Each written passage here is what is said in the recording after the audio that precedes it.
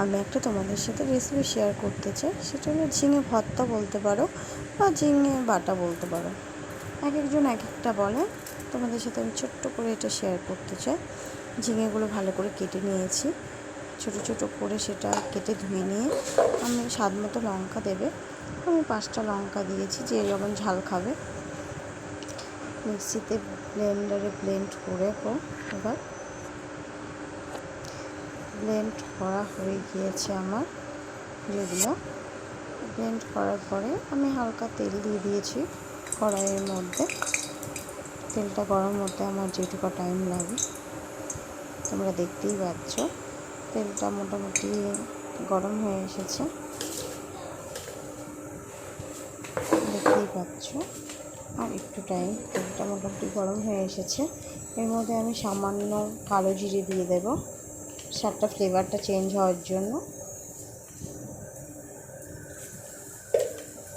সামান্য কালো জিরে দিলাম। দেখছো ভাজা ভাজা হয়ে এসছে, হালকা ভাজবে, বেশি ভাজবে না। খুব একটা ভাজলে পুড়ে গেলে ঝিঙে বাটাটা তেতো লাগবে, তার জন্য আমি হালকা ভেজে নিলাম।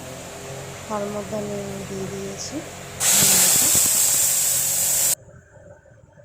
আমাদের সামান্য হলুদ আর নুন দিয়ে দেবো।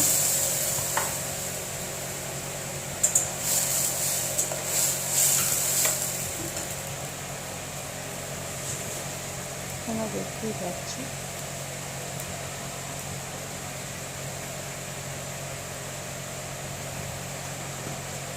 সামান্য নুন দিয়ে দিয়েছি। ভালো করে এগুলো মিক্সিং করে নেব। এইভাবে তোমরাও বাড়িতে ট্রাই করতে পারো, সেটা খুব টেস্টি। গরম ভাতের সাথে খেতে খুব টেস্টি লাগে। দেখো মোটামুটি হয়ে এসছে,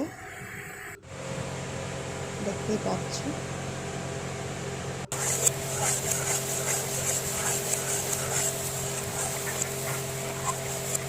কতটা ছিল, জলটা শুকিয়ে যাবে, তারপরে কমপ্লিট ঝিঙে বাটাটা।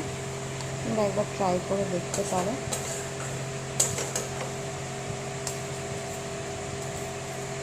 যদি তোমাদের বুঝতে অসুবিধা হয় আমাকে কমেন্ট করে আমি বলে দেবো।